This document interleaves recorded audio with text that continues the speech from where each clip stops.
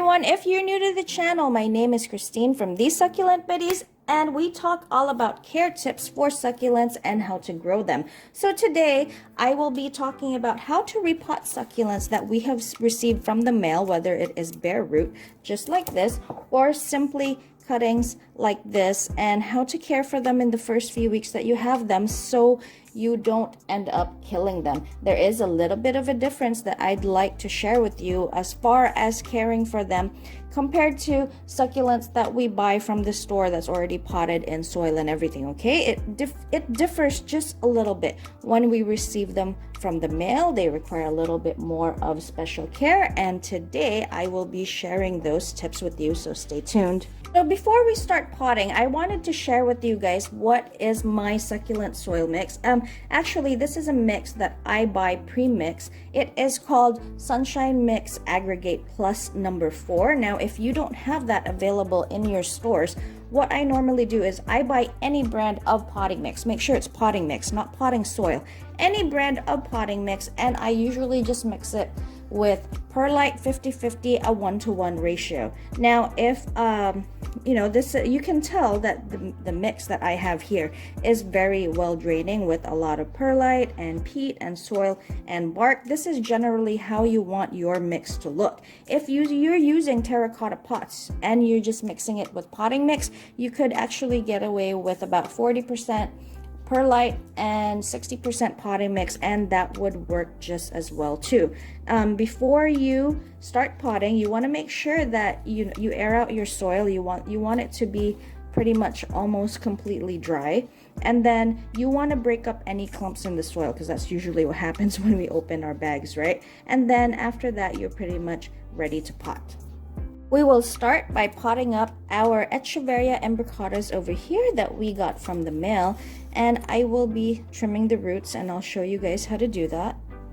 And these will be the 2 pots that I'll be using for them. In the bottom of each of my pots are fiber tape. It's just some mesh tape to help keep the soil down in the bottom, and then this pot I've already filled up with soil. So here I have some of the succulents that I received bare root, and what I like to do when I get succulents like this with a lot of roots, just like that, and like this sempervivum over here, I like to trim off the old hair roots. Not so much. I like to keep some of the fat white roots. This helps generate new root growth a lot faster and helps the succulent actually recover a lot faster than if we were just to plant it like this. Now, there are some people that suggest to just cut off all the old roots and, you know, generate new root growth, but you don't want to do that, because then what happens is this succulent basically becomes a new succulent cutting, and obviously it's going to take a lot longer for it to recover if it has to grow a brand new set of roots. So simply just cutting off those old hair roots right here,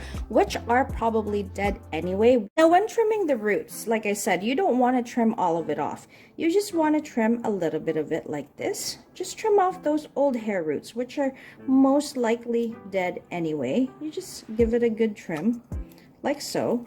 Make sure not to cut it all off, and this will actually make it a lot easier to replant now, and the plant will generate new root growth a lot faster than if you were just to plant it like that. And then here's our big sempervivum here with really fat roots. Simply just cut off some of those roots just like that, and that is how my succulents are able to recover a lot faster after repotting and being in the mail for so long. See, that would be a lot easier to stick into the soil than having to work with something like this and having to get all of that in the soil.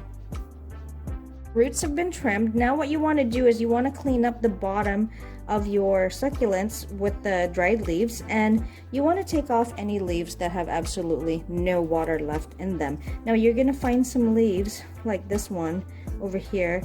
You're going to find some leaves that actually still have a little bit of water left in them. You don't want to remove that right now, because the plant is still trying to use the water reserves in those leaves, and if you remove them, then they're going to go to the next most bottom healthy leaf and start and start feeding off of that. So if they still have some water like these, you'll see it in the bottom. It starts to dry from over here, but then it's still kind of a little bit thick here with a lot of water.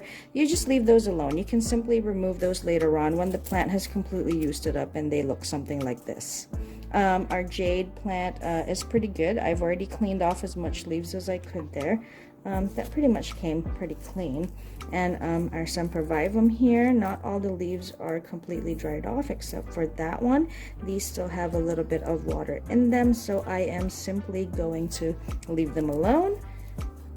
And off our aloe here, well, this pretty much broke off already, so I'll just take that out anyway. And look, there's already a new baby growing. So now it's time to pot. I don't have any special succulent tools, guys, so I have this thing here that my kid got from Halloween, and it actually makes a perfect tool to use for when you're planting your succulents, to just simply make a hole right there in the middle or wherever you want to place that hole.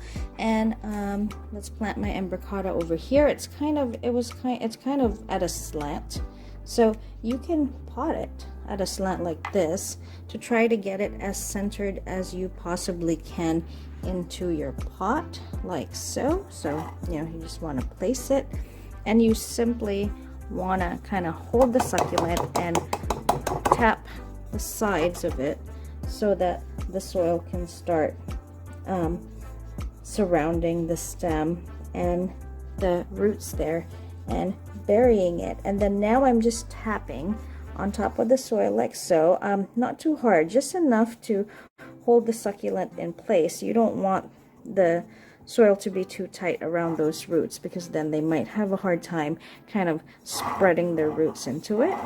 And that is repotting our succulent bare root from the mail.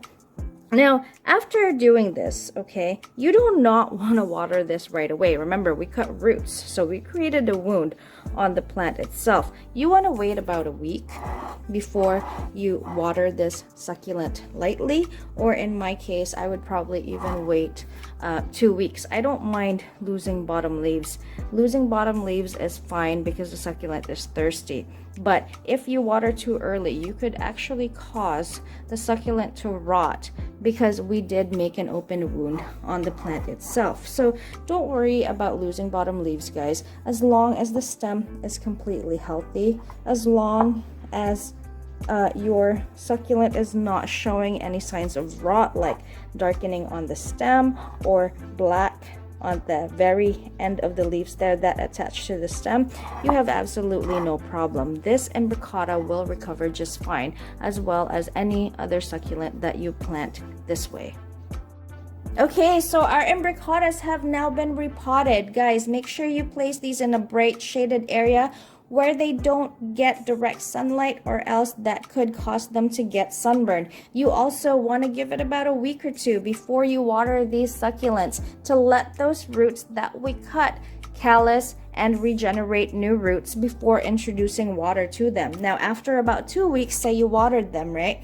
And you notice that the leaves are starting to get plump and firm again. That is a time you can introduce them to some morning sunlight, starting with 2 hours of morning sun, and then about 3 to 4 days or so, you can add another 2 hours to that sun exposure until they are fully acclimated. This will help prevent sunburn. You know, same with the other succulents that I showed you earlier. You would do the same thing to your sempervivums once they are planted into the soil. So I hope this video helped you guys somehow. If you have any questions, please comment down below and I will get back to you.